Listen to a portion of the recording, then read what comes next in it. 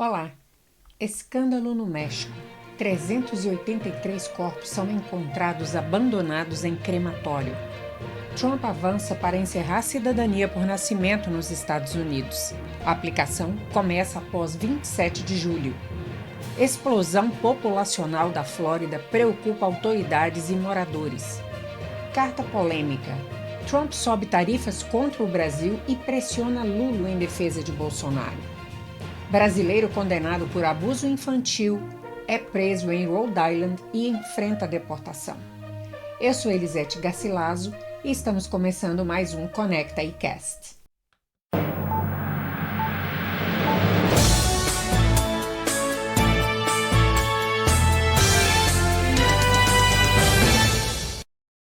Escândalo no México. 383 corpos são encontrados abandonados em crematório em Ciudad Juárez. Em uma descoberta chocante, a polícia mexicana encontrou 383 corpos embalsamados e abandonados em um crematório particular na cidade de Ciudad Juárez, que faz fronteira com os Estados Unidos. A revelação foi confirmada nesta terça-feira por promotores do estado de Chihuahua. Está sendo tratada como um dos maiores escândalos funerários do país. De acordo com as autoridades, os corpos estavam empilhados em condições precárias dentro do prédio, sem resposta às normas sanitárias ou legais. Entre os mortos estão 218 homens, 149 mulheres e 16 pessoas ainda não identificadas. Os promotores acreditam que os cadáveres foram devidamente velados e enviados ao local para a cremação, mas o processo nunca foi realizado. Há suspeita de que famílias tenham recebido urnas contendo materiais falsos em vez das verdadeiras cinzas de seus entes queridos. Durante a operação, 2 pessoas foram presas, acusadas de sepultamento ilegal e maus tratos a cadáveres. O crematório operava por meio de subcontratos com pelo menos 5 funerárias locais, algumas delas desde 2019. O caso causou comoção em todo o país. Familiares de vítimas estão procurando o Ministério Público em busca de esclarecimentos. Exames laboratoriais serão realizados para tentar identificar os corpos e apurar responsabilidades.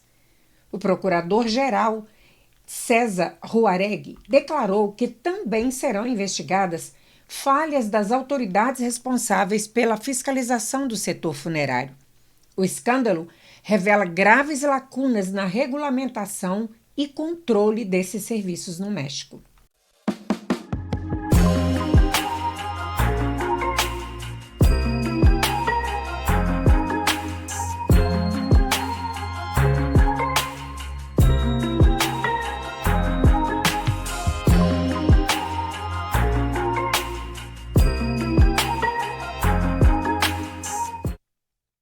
Brasileiro condenado por abuso infantil é preso em Rhode Island e está enfrentando deportação. O Departamento de Imigração e Alfândega dos Estados Unidos anunciou nesta segunda-feira a prisão de Andrew da Silva, um cidadão brasileiro em situação migratória irregular na cidade de Cranston, estado de Rhode Island. De acordo com o comunicado oficial, Andrew possui condenações criminais por 2 acusações de abuso infantil em 2º grau. A detenção foi realizada por agentes da Unidade de Operações de Remoção, o ERO, vinculada ao escritório do ICE em Boston. Após ser localizado e detido, Andrew foi imediatamente colocado sob custódia das autoridades federais e agora aguarda um processo de deportação para o Brasil. O caso reforça a atuação intensificada do ICE contra imigrantes com histórico criminal, especialmente diante do atual cenário de endurecimento das políticas migratórias nos Estados Unidos.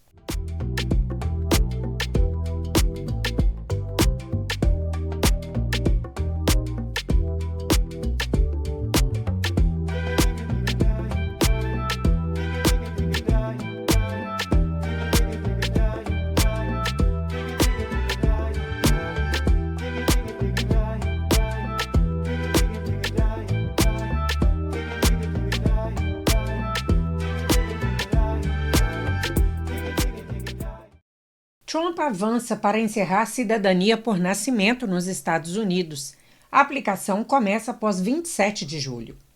Uma decisão controversa do governo Trump está gerando intensa repercussão nos Estados Unidos e no exterior. A administração do presidente anunciou que começará a partir do dia 27 de julho o decreto presidencial que encerra a cidadania por direito de nascimento, um princípio constitucional historicamente protegido pela 14ª emenda. O anúncio foi feito após uma solicitação da juíza Deborah Boardman, que pediu ao governo que esclarecesse a data de início da aplicação. Embora a Suprema Corte tenha dado sinal verde para o avanço da medida, diversos juízes federais já a classificaram como flagrantemente inconstitucional. O decreto assinado por Trump em janeiro busca impedir que filhos de imigrantes em situação irregular ou com visto temporário adquiram cidadania americana ao nascer em solo dos Estados Unidos.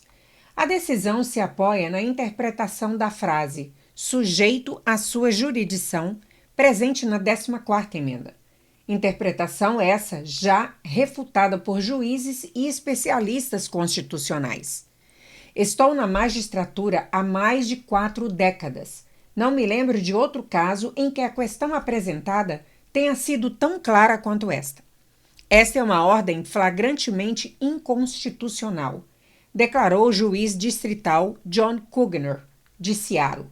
Historicamente, a cidadania por nascimento nos Estados Unidos foi garantida após a Guerra Civil, com a ratificação da 14ª emenda. O objetivo era assegurar cidadania plena a ex-escravizados e seus descendentes. Desde então, a regra só tem exceções raras, como filhos de diplomatas estrangeiros.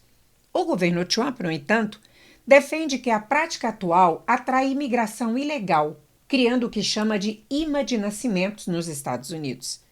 Especialistas alertam que a medida pode ter impacto direto em centenas de milhares de famílias e gerar uma série de batalhas legais em cortes federais nos próximos meses.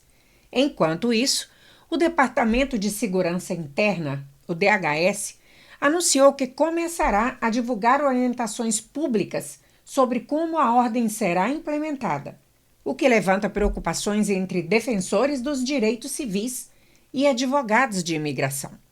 A medida ainda enfrenta forte resistência nos tribunais e sua legalidade será amplamente debatida nos próximos meses, o que pode resultar em novas suspensões ou até derrubada definitiva da proposta.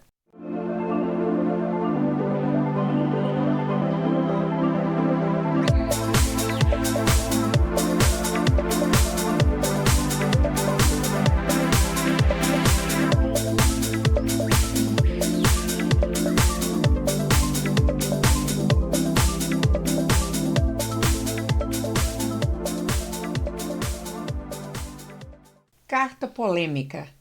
Trump sobe tarifas contra o Brasil e pressiona Lula em defesa a Bolsonaro. O presidente Donald Trump voltou aos holofotes com um gesto que está dando o que falar. Em uma carta enviada ao presidente Lula, Trump impôs tarifas comerciais mais altas ao Brasil e usou um tom nada diplomático para defender Jair Bolsonaro, sugerindo que o julgamento do ex-presidente brasileiro deveria ser encerrado imediatamente. Segundo o próprio Trump, o aumento das tarifas, 5 vezes mais alta, seria uma resposta à suposta censura contra plataformas americanas, à violação da liberdade de expressão e ao que ele chamou de ataques insidiosos do Brasil às eleições livres. Mas, para muitos analistas, o que está por trás disso é pura política e uma tentativa de interferência direta nos assuntos internos do Brasil.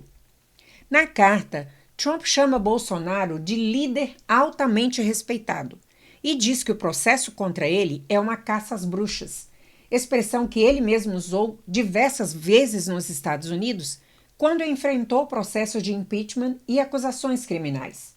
Esse tipo de jogada não é novidade na cartilha de Trump. Ele já usou tarifas para pressionar outros países, como a Colômbia, ameaçando impor taxas se o país não aceitasse deportados dos Estados Unidos.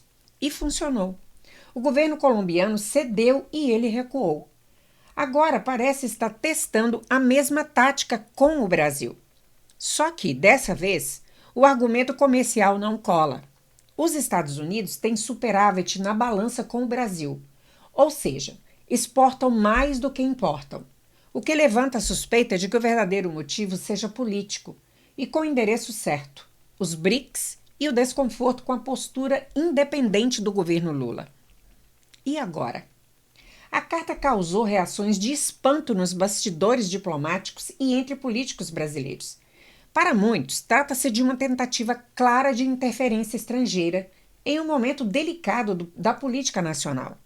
Resta saber como o governo Lula vai responder a essa combinação de pressão política e intromissão política, e o quanto essa movimentação de Trump vai impactar as relações Brasil-Estados Unidos.